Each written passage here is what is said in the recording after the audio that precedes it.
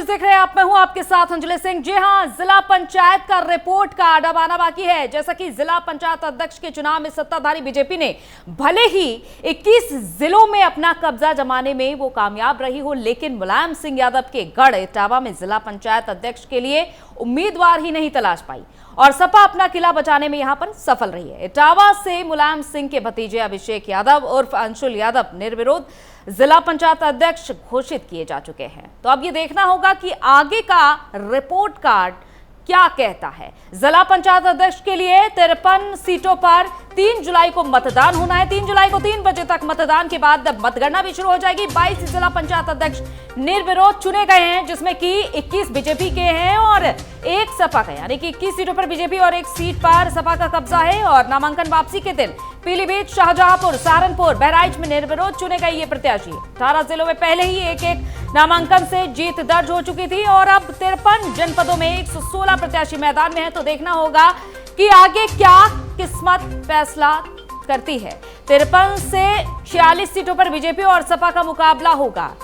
3 जुलाई को ये मतदान होगा और 3 बजे के बाद मतगणना भी शुरू हो जाएगी। नतीजे धीरे धीरे कर आना शुरू हो जाएंगे, लेकिन ये देखा जा रहा है कि उत्तर प्रदेश की सत्ता पर काबिज भारतीय जनता पार्टी का जिला पंचायत अध्यक्ष पद के चुनाव में दबदबा इस बार बना है। नामांकन के दिन जहां 26 जून को ही बीजेपी के 17 प्रत्याशियों का निर्विरोध निर्वाचन तय हो गया था। मंगलवार को नाम वापसी के दिन 4 जिलों में विपक्षी दल के नेताओं ने अपना नामांकन पत्र भी वापस ले लिया। 22 जिलों के पंचायत अध्यक्ष निर्विरोध निर्वाचित घोषित किए गए और इसमें 21 बीजेपी और इटावा से 1 सपा के हैं और बाकी 53 जिलों के लिए 3 जुलाई को जैसा कि मतदान होना है, उसके बाद मतगणना भी होगी। तो यहां पर यह देखा जा रहा है कि 53 जिलों में जिस तरीके से मतगणना होनी है, उसके बाद यह फैसला आएगा कि बीजेपी का अभी तक जो दबदबा कायम है जिला पंचायत अध्यक्ष के चुनाव में, वो बना रहता है या फिर सपा अपनी जगह बनाने में कामयाबी हासिल करेगी। ये फिलहाल अभी सस्पेंस बना हुआ है, लेकिन अभी तक जो नतीजे सामने आ रहे हैं वो इसी ओर इशारा कर रहे हैं कि बीजेपी जिला पंचायत अध्यक्ष में काबिज नजर आ रही है। तो बीजेपी के पास अब पीलीभीत, शाहजहांपुर, बहराइच के साथ सहारनपुर की सीट भी आ चुकी है। अब बीजेपी के 21 और समाजवादी पार्टी के 1 निर्विरोध अध्यक्ष चुने गए हैं। और लखनऊ से हमारे संवाददाता नंदन श्रीवास्तव इस खबर पर हमारे साथ जुड़ चुके हैं। नंदन, ये देखा जा रहा है कि धीरे धीरे कर जो नतीजे सामने आ रहे हैं उसमें बीजेपी ही अभी तक काबिज नजर आ रही है जिला पंचायत अध्यक्ष के चुनाव में, लेकिन आगे जो चुनाव होने हैं 53 जिलों के, क्या लग रहा है, किस ओर इशारा कर रहे हैं ये चुनाव? और देखिए, अभी तक जो भाजपा की राजनीति रही है, जो रणनीति उन्होंने बनाई है साफ तौर पर जिला पंचायत अध्यक्ष को लेकर, वो साफ नजर आ रही है। क्योंकि अभी तक जो सीटें भाजपा को 21 सीटें निर्विरोध मिली हैं और कहीं ना कहीं जो उनकी तैयारी है वो साफ दर्शा रही है कि जो 53 सीट हैं उस 53 सीटों पर कहीं ना कहीं भाजपा अपने दावे ठोक रही है। क्योंकि पहले से ही भारतीय जनता पार्टी ने ये ऐलान कर दिया था कि जिला पंचायत अध्यक्ष का चुनाव में तकरीबन 60 सीट भारतीय जनता पार्टी के खाने में आएगी। तो कहीं ना कहीं ये भी स्पष्ट होता है कि अभी तक जितने भी निर्विरोध सीटें भाजपा को मिली हैं, यानी कि 21 सीटें भाजपा को मिली है और केवल 1 सीट यानी कि 22 निर्विरोध सीट में 21 भाजपा के पाले में आई है और 1 समाजवादी पार्टी के पाले में आई है। तो ये दर्शा रहा है कि भाजपा जिस तरीके से अपनी रणनीति से साफ तौर पर मेहनत कर रही है और जमीनी हकीकत भी यही दर्शा रही है कि जो 53 सीटें बची हैं उस पर कहीं ना कहीं भाजपा अपनी दावेदारी ठोक रही है। यानी कि भाजपा को अपने 60 सीटें पूरे करने के लिए 39 और सीटें चाहिए, जिस तरीके से उन्होंने दावे किए थे। और तकरीबन 53 सीटों में 39 सीट अगर भाजपा को मिल जाता है तो भाजपा के तकरीबन 60 सीटें जिला पंचायत अध्यक्ष की सीटें हो जाएंगी। और यह दर्शाने के लिए, क्योंकि भाजपा का जो 2022 का रणनीति है, यानी विधानसभा चुनाव जो 2022 में होने हैं, उसमें मात्र केवल 7 से 8 महीने बाकी हैं। तो कहीं ना कहीं ये जो चूक जो जिला पंचायती सदस्य के चुनाव में हुआ था, यानी भाजपा को उस समय पटकनी खानी पड़ी थी समाजवादी पार्टी से, वो चूक दोबारा ना दोहराए, जिसको लेकर जिला पंचायती अध्यक्ष के चुनाव में भाजपा पूरी तरीके से और फील्ड में अपनी कमर कस ली है 2022 के चुनाव के लिए भी और जिला पंचायती अध्यक्ष के चुनाव के लिए भी। 3 जुलाई को यह दर्शाया जाएगा, ये दिखेगा कि भाजपा ने कितनी तैयारियां की हैं 2022 के लिए, क्योंकि जिला पंचायती अध्यक्ष की सीटें कहीं ना कहीं ये दर्शाएंगी कि 2022 के चुनाव में भाजपा कितनी मजबूत है और समाजवादी पार्टी किस तरीके से अपने दावे ठोक रही है। लेकिन देखिए, पीलीभीत में भी बड़ा बड़ा खेल हो गया, यहाँ पर भी बड़ा उलटफेर हुआ जब समाजवादी पार्टी ने यहाँ पर बीजेपी से आने वाले सदस्य स्वामी प्रवक्तानंद को अपना प्रत्याशी बनाया था, तो स्वामी प्रवक्तानंद ने मंगलवार को अपना नामांकन ही वापस ले लिया। जी बिल्कुल, देखिए ये जो रणनीति मैंने अभी कहा आपसे कि जो रणनीति भारतीय जनता पार्टी की है, कहीं ना कहीं दूसरे जो विपक्षी पार्टियां हैं, यानी कि जब पहले दिन जो नामांकन की प्रक्रिया शुरू की गई थी उस दिन काफी हम लोगों ने देखा था कि कई जगहों पे विवाद हुआ था, मारपीट हुई थी, चाहे गोरखपुर की बात करें या फिर तमाम ऐसे जो पूर्वांचल के शहर हैं जहाँ पे मारपीट के बाद से समाजवादी पार्टी के आरोप जो था समाजवादी पार्टी का कि उनके जो प्रत्याशी थे नामांकन करने गए थे, लेकिन भारतीय जनता पार्टी के जो समर्थक थे उनको नामांकन नहीं करने दिए और वहां से भगा दिए गए। लेकिन उसके बाद ठीक है नंदन, हम आपके पास वापस लौटेंगे और सपा प्रवक्ता कपिश श्रीवास्तव जी हमारे साथ जुड़ चुके हैं। कपिश जी, बहुत बहुत स्वागत है आपका प्राइम न्यूज में। जी जी धन्यवाद। कपिश जी, क्या कहेंगे इस बार के जिला पंचायत अध्यक्ष के चुनाव को लेकर, आपकी क्या प्रतिक्रिया है? एक एक कर देखा जा रहा है कि निर्विरोध प्रत्याशी चुने जा रहे हैं बीजेपी की ओर से। देखिए, हकीकत पूरा उत्तर प्रदेश नहीं पूरा बल्कि देश जान रहा है कि जब ग्राम पंचायत सदस्य सबसे ज्यादा समाजवादी पार्टी के चुने गए, पूरी तरीके से हार भारतीय जनता पार्टी के लोगों की हुई है। और ये मंदिर संस्कृति के जो जिले थे, गोरखपुर हो, काशी हो, मथुरा हो, अयोध्या हो, ये सारे बुरी तरीके से हारे थे। मथुरा, अयोध्या सारे हार गए। उसके बावजूद अगर इनका जिला पंचायत अध्यक्ष बन रहा है तो ये निश्चित रूप से ये कहा जा सकता है कि लोकतंत्र के गला दबा करके भारतीय जनता पार्टी और उसकी सरकार ने हत्या कर दी। गोरखपुर के अंदर अभी जैसा कि आपके रिपोर्टर बता रहे थे, गोरखपुर के अंदर यहाँ पे पूरे कलेक्ट्रेट परिसर को प्रशासन की मिली भगत से कब्जा कर दिया था भारतीय जनता पार्टी के लोगों ने और प्रशासन ने ताला लगा दिया था और सिर्फ भारतीय जनता पार्टी के ही लोग अंदर जा सके। हमारा जो कैंडिडेट था उसको लेकर के जिला अध्यक्ष हम सारे लोग बाहर खड़े रह गए और हम लोग अंदर लेकर के उसे नहीं जा सके क्योंकि हमें जिला प्रशासन नहीं जाने दिया। इसी तरीके से हमारा एक पारसनाथ यादव कार्यकर्ता थे जो पंचायत सदस्य थे, जो कि उनके प्रस्तावक थे, वो अंदर किसी तरीके से घुसे तो वहां पर पुलिस वालों के सामने भारतीय जनता पार्टी के लोगों ने और उन्हें मारते मारते कलेक्ट्रेट से बाहर किया, गेट खोलवाया और बाहर कर दिया और पुलिस प्रशासन सब तमाशा बन करके देखती रही। यानी कि पुलिस प्रशासन और इनकी मिली भगत के वजह से पूरे कलेक्ट्रेट गोरखपुर का अपहरण कर लिया गया जो योगी जी का कार्यक्षेत्र है। तो इस तरीके से आप सोचिए कि अगर लोकतंत्र चलाना है तो इनको मुबारक है, ये खुद परिपाटी बना रहे हैं। कपिश जी, आपके इस तरह के आरोपों का जवाब देने के लिए हमारे साथ जुड़ चुके हैं बीजेपी प्रवक्ता अश्वनी शाही जी। बहुत बहुत स्वागत है आपका अश्वनी जी प्राइम न्यूज में।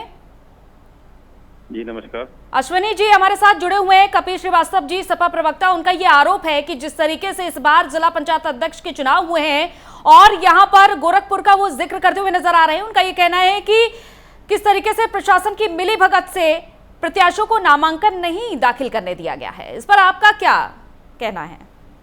देखिए, मैं कपिश भाई हमारे जो है सपा के बहुत ही समर्थित कार्यकर्ता हैं और प्रवक्ता हैं, बहुत मजबूत। लेकिन मेरा ये कहना है इनसे कि जो बोओगे वही काटोगे। आज इन्होंने इन लोगों को इनको याद करना चाहिए कि पिछली जब इनकी सरकार थी तो इन लोगों ने क्या क्या हथकंडे अपनाए थे और आज आरोप लगा रहे हैं। ये लोग जो है कभी नहीं सोचे। एक उदाहरण एक दो इनको कपिश जी को मैं देता हूं। चित्रकूट में वीर सिंह का किस तरीके से नामांकन हुआ और किस तरीके से जिताया गया, कपिश भाई आपको याद होना चाहिए किसका एरिया है, बुंदेलखंड का एरिया है। आपके जवाहर कांड आपको याद होगा, मथुरा में आपके मैनपुरी और आगरा के बगल में है, इटावा के बगल में है। वहां पर किस तरीके से पुलिस जो है के ऊपर किस तरीके से घातक हमला आपके समर्थित जवाहर ने किया था। उस समय आप कहां थे? आपको याद होना चाहिए कि आपका एक जिला अध्यक्ष जेल में खलीलाबाद आपके पड़ोस में है, वहां पर किस तरीके से कांड किया करता था। कह रहे थे कपिश भाई सुन लीजिए, कपिश भाई सुन लीजिए, हमको थोड़ा सुन लीजिए। मैंने आपको इसके मतलब आप देखिए मेरा समय अब आपको कर दो गया तो आप भी गलत कर रहे हैं। इसका मतलब आप नहीं आप देखिए गलत कर रहे हैं। मैं गलत नहीं कर रहा हूँ। जो देखिए जो आप लोगों ने किया है वही आप लोगों की आंखों में खटकेगा। मेरी बात पूरी हो जाने दीजिए कपिश भाई, मेरी बात पूरी हो जाने दीजिए। जो आप लोगों ने किया है वही आपके दिमाग में चीजें चल रही हैं। आप लोगों ने यही सब किया है हम लोगों ने। लेकिन यहाँ पर आपके लोग सुनिए, मैं गिनवाता हूँ। देवरिया में कलेक्ट्रेट के सामने एक आपका सपा का विधायक किस तरीके से वहां पर गुंडाई करता हुआ पाया गया था, कितने लोगों के ऊपर मुकदमे हुए, गेट उखाड़ दिया गया कलेक्ट्रेट का देवरिया में। अभी इसी समय नहीं, सुन लीजिए कपिल भाई, जो आपके सामने वीडियो आ रहे हैं जिसमें आपके भारतीय जनता पार्टी के लोग पूरे कलेक्ट्रेट परिसर को बंधक बना ले रहे हैं, शाहिद जी इस पर आप अपना प्रकाश डालें। वर्तमान समय में आपकी सरकार चल रही है ना, गुंडाराज की सरकार तो चल नहीं रही है। या तो मान लीजिए कि आपकी सरकार मदिरा राज राम राज्य की जगह मदिरा राज और गुंडाराज प्रस्तुत करने वाली सरकार रही है। गोरखपुर के कमिश्नरी को जिस तरीके से कलेक्ट्रेट को घेर लिया आप लोगों ने और प्रशासन जो है नजर बना रहा और पूरा का पूरा अपहरण कर लिया, तो ये बताइए ये किस तरीके की लोकतंत्र चल रही है।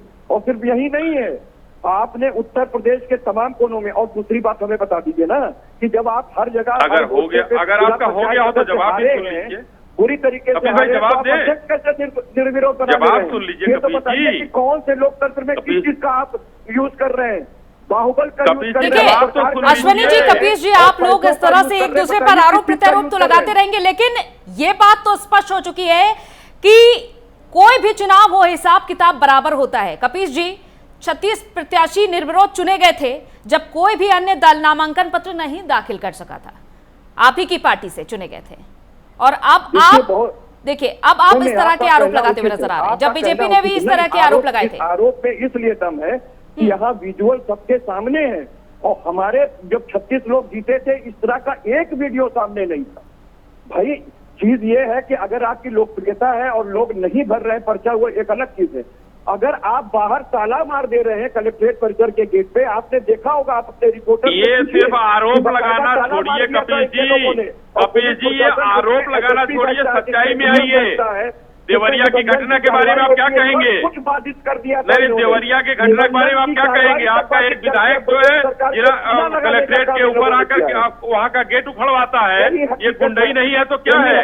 और उसके बाद आप कह रहे हैं कि अपहरण हो जा रहा है। रिपोर्टर से पता करने दूध का दूध पानी का सपा में जो कहा जाता रजिस्टर्ड गुंडे सपा में है, तो सपा के लोग जो है आकर कलेक्ट्रेट देवरिया का गेट उखाड़ते, उस पर आप संज्ञान नहीं लेते हैं। विधायक खड़ा होता है, भाटपा रानी का आशुतोष उपाध्याय, आप सुनिए, मैं नाम लेकर बोल रहा हूँ, कितने लोगों पर मुकदमे हुए। अश्विनी जी, लेकिन कपीश जी ने गोरखपुर का भी यहाँ पर जिक्र किया है, आप उन बातों को कैसे स्पष्ट करेंगे? ठीक है, आप देवरिया का यहाँ पर जिक्र कर रहे हैं, वो भी ठीक बात है, लेकिन कपीश जी भी तमाम तरीके के आरोप लगा रहे हैं, उन बातों को कैसे सिद्ध करेंगे? देखिए, कपिल जी आज सिर्फ आरोप लगा सकते हैं, अपने लिए कहेंगे कि उनका लोकप्रियता थी और उनको जो है ये किया गया, और आज जो जीत रहे हैं निर्विरोध, उनकी लोकप्रियता नहीं है, उनके समर्थन में लोग नहीं आ रहे हैं। इनके प्रत्याशी मतलब कहा किस तरीके से मन बदल रहा है कि भारतीय जनता पार्टी ज्वाइन करके और टिकट इनका वापस कर दे रहे हैं। कोई वहां जा नहीं रहा है तो कह रहे हैं कि भाई अब हमारे ऊपर आरोप, ये करे तो लीला, हम करें तो रासलीला। देखिए, इसमें कोई ऐसी बात नहीं है। आज जो भी प्रत्याशी हमारे निर्विरोध हो रहे हैं या कभी भी निर्विरोध होते हैं, मैं ये कहना चाहूंगा कि उसमें अगर उसकी सक्षमता है, उसकी लोकप्रियता है तो निर्विरोध हो रहा है। इसमें आरोप लगाने की कौन सी बात है? आपको दर्द होने लगा, अपना प्रत्याशी जिता लाए, आपकी सरकार थी उस समय, आज भारतीय जनता पार्टी कर रही, तो नीति का पाठ आप पढ़ा रहे हैं। लेकिन जब बात दोनों तरफ से बराबर हो रही है, देखिए कपीश जी, आरोप आप पर भी लग रहे हैं। अश्वनी जी देवरिया का जिक्र कर रहे हैं, किस तरीके से विधायक ने गुंडागर्दी की, और आप भी इस तरीके के आरोप लगा रहे हैं कि गोरखपुर में किस तरीके से प्रशासन की मिलीभगत से वहां पर नामांकन पत्र नहीं दाखिल करने दिया गया। जब दोनों तरफ से बात बराबर हो रही है, हिसाब किताब बराबर हो रहा है। बिल्कुल कोई बात बराबर नहीं है। मैंने विद एविडेंस बात कही है, हमारे आरोप नहीं है। और हमने निर्वाचन आयोग में भी अपनी शिकायतें करी और हम उचित फोरम पे भी किए, पत्रकार वार्ता भी किए और प्रेस ने सारी चीजों को विजुअल बनाया। आपने खुद रिपोर्टिंग चलाई अपने टीवी चैनल पे और तमाम टीवी चैनलों पे चला, स्थानीय पेपर पे निकला। इनके पास जो कह रहे हैं ये तो हवा की बातें कह रहे हैं, इनके पास कोई एविडेंसेस नहीं। मैं तो अभी आपको विजुअल भेज सकता हूँ। तो दिक्कत मैं अभी वीडियो भेज देता हूँ अपनी बात को सही बात करने के लिए इस कपिल जी मेरे पास वीडियो है, मैं प्राइम न्यूज को वीडियो भेज देता हूँ। तैयार नहीं कि देवरिया विधायक और वहाँ के एसपी से में जो हुआ है, मैं वीडियो भेज रहा हूँ अभी। कॉलोजियम के 4 जजेस ने, जो कि सुप्रीम कोर्ट के वरिष्ठ जज 4 थे, वो इनके खिलाफ निकल के आए थे, जिसमें गोगोई साहब बाद में न्यायमूर्ति भी बने। उन्होंने क्या कहा था कि इस देश में लोकतंत्र को खतरा है। तो नरेंद्र मोदी जी और योगी जी केवल संविधान का गला घोटने के लिए यहाँ पर प्रशासक और शासक बन करके सामने आए और वही काम कर रहे हैं।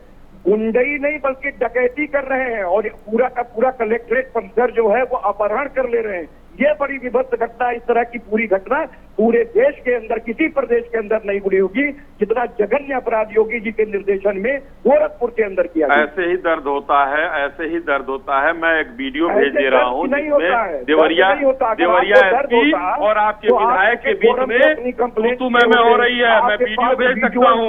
होते आप हवाई आरोप नहीं लगा रहे होते। और एक बात मैं भी कह रहा हूँ, मान लिया भाई कपिल भाई, हवाई हमारा आरोप हवाई, और आप बताइए करेगी शाहिदी।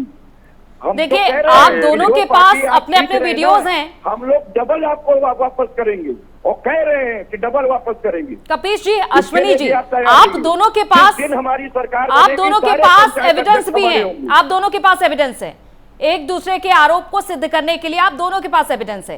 लेकिन आप ये भी तो देखिए, जब बीजेपी सत्ता में है तो आप आरोप लगा रहे हैं कि आपके प्रत्याशियों को नामांकन नहीं दाखिल करने दिया गया। जब आपकी पार्टी सत्ता में थी तो बीजेपी की ओर से और अन्य दलों की ओर से यह आरोप था कि सपा ने किसी और प्रत्याशी को नामांकन नहीं दाखिल करने दिया गया था और 36 प्रत्याशी निर्विरोध चुने गए थे। तब भी तो आरोप लगाए जा सकते थे, तब भी वीडियोस थे, तब भी तमाम तरीके के आरोप लग रहे थे। एक मिनट तो ये धर्मात्मा थे। आप सुन लें एक मिनट सुन लें मेरी बात। मैं तो बहुत सीधी सी बात कह रहा हूँ। समाजवादी पार्टी के जिस समय 36 निर्विरोध चुने गए थे, आप उन जिलों की लिस्ट उठा करके देख लें कि समाजवादी पार्टी के समर्थित उम्मीदवार सारे के सारे जीत करके सामने आए थे। यानी जिला पंचायत सदस्य हमारे ज्यादा जीते थे, इसलिए हमारे 36 निर्विरोध चुने गए थे। आज इनका क्या है, ये तीसरी पोजीशन पर है और उसके बाद इनका ये हाल है कि ये जिला पंचायत अध्यक्ष बना रहे हैं। तो ये चीज सोचिए ना कि ये कहां से आ रहे हैं। जब आपके सदस्य ही नहीं जीते तो निर्विरोध आप जीत कैसे रहे। ये एक पत्रकारिता जगत के लोगों का बहुत बड़ा प्रश्न होना चाहिए लोकतंत्र में इनका खुलासा करने के लिए। देखिए बात बराबर की हो रही है कपिश जी, बात बराबर की हो रही है, इसलिए मैं बात बराबर की कर रही हूँ। अश्विनी जी, आपसे भी यही सवाल कि जब विधानसभा चुनाव से पहले जिला पंचायत में बीजेपी के पास महज 3 अध्यक्ष थे। बीजेपी जब सत्ता में आई तो सपा के अध्यक्षों के खिलाफ अविश्वास प्रस्ताव आ गया और 22 अध्यक्ष हो गए आपके। देखिए उसके लिए अभी जैसे हमारे भाई कपिश जी ने कहा कि हम चुनाव आयोग गए, हमने ये प्रेस किया, इनको उस समय भी करना चाहिए था। वो लोगों ने वो गिरा, उनके खिलाफ अविश्वास प्रस्ताव आया है, उसमें भारतीय जनता पार्टी का क्या लेना देना है। जिले जिले में अविश्वास आया है और ये पुराने समय की नीतियां नहीं है। ये ऐसा कुछ नहीं होता है। जो सारे जिला पंचायत सदस्य हैं वो कोशिश करते हैं कि जो सरकार हो हम उनके साथ रहें, तो वो अपना अध्यक्ष उन्होंने बदल दिया। पार्टी तो चुनाव लड़ाती नहीं थी। नहीं कपिश जी, देखिए मैं बीच में नहीं बोल रहा हूँ आपके, मैं बीच में नहीं बोल रहा हूँ और आप मुझे रोक के उसको बीच में बोलना शुरू कर दे रहे हैं। किसी प्रत्याशी ने वहाँ का जो भी है सब लोग सरकार के साथ रहना चाह रहे हैं। देखिए आप लोग एक दूसरे को बोलने का तो मौका दें। कपिश जी, आप अश्विनी जी को भी बोलने का मौका दें। कपिश जी बोलने का मौका दें। देखिए कपिश जी जब बोल रहे हैं, मैं शाहिद कपिश जी जब बोल रहे हैं, आप बोल लीजिएगा। अरे भाई तो जब मैं बोल रहा हूँ तो आप बीच में बोल दे रहे हैं और आप बोल रहे हैं तो मुझे चुप करा दे रहे हैं। ये ऐसा कुछ नहीं है। मैं भी बोलता रहूँ, आप भी बोलते रहे, कोई सुनेगा नहीं। वो अपने जिला पंचायत कोई ऐसी चीज नहीं है। सभी लोगों को अविश्वास प्रस्ताव से हटाया गया था। सारे जिला पंचायत सदस्य जो है उस समय पार्टियां नहीं लड़ाती थी, कोई भारतीय जनता पार्टी तो लड़ाती ही नहीं थी। तो भारतीय जनता पार्टी के ऊपर आरोप ये निराधार बोलने का तो मौका दें आप। नहीं, मैं तो बोलने का मौका कि हमारे प्रश्नों का उत्तर दे दें। ये इतिहास में जाएंगे, हो सकता है 1947 और उससे पहले भी चले जाए। मैं तो वर्तमान में पूछ रहा हूँ कि आपके जब जिला पंचायत सदस्य नहीं जीते तो आप जिला पंचायत अध्यक्ष किस दम पे और किस सूत्र से बना रहे हैं। अगर सवाल खत्म हो गया तो जवाब मैं दे दूं। हाँ, बस इसी का जवाब दे दीजिए। मैं दे रहा हूं कपिश जी, उसी पूरे सवालों का जवाब इकट्ठा आपको मिल जाएगा, लेकिन कृपया बीच में न बोलिएगा, क्योंकि आप बोल रहे हैं तो और मैं बोल रहा हूं तो कोई सुन नहीं रहा है। सब जनता के जो सामने जाएगा सही जवाब नहीं जाएगा। देखिए मैं ये कहना चाहूंगा कि जो भारतीय जनता पार्टी ने अब लड़ाना शुरू किया है, आज इस बार जो है हम लोगों ने एक प्रयोग किया था। इसके पहले भारतीय जनता पार्टी जिला पंचायत का चुनाव नहीं लड़ाती थी। हमारे 3 हो या 13 हो मैं नहीं जानता हूं। हमारी सरकार आई, पहले जिला पंचायत समर्थित जितने भी लोग होते वो निर्दलीय ही होते थे लगभग, और निर्दलीय हमेशा सत्ता के साथ जुड़ा रहना चाहते थे।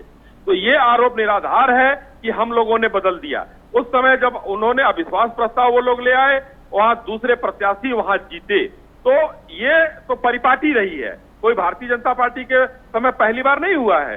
ये बसपा के समय भी हुआ है, सपा के समय भी हुआ है, कांग्रेस के समय में भी होता था।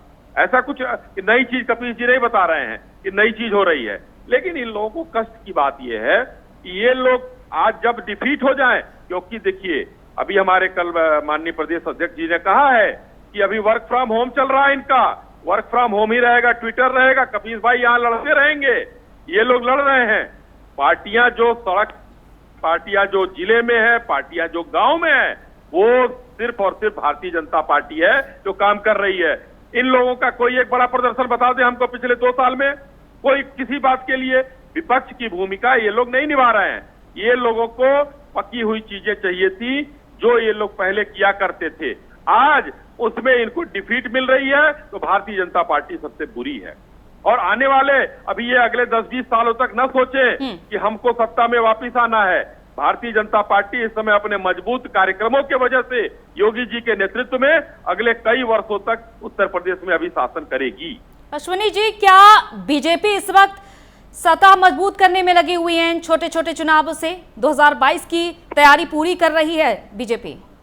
देखिए, जब चुनाव आएगा, राजनीतिक दल हम हैं तो हम तो मजबूत करेंगे ही करेंगे। हमको कोई राजनीतिक दल या आता नहीं है कि हम चुनाव हार जाएं, चाहे वो बसपा हो, सपा हो, कांग्रेस हो। कांग्रेस का आप बताइए 5-6% वोट परसेंटेज है उत्तर प्रदेश में। वो लोग तो ऐसे हल्ला मचाते हैं जैसे ना बसपा है, ना सपा है, ना भाजपा है, यहाँ वही है। तो हर व्यक्ति ऐसा करेगा और हम तो सत्ता में हैं।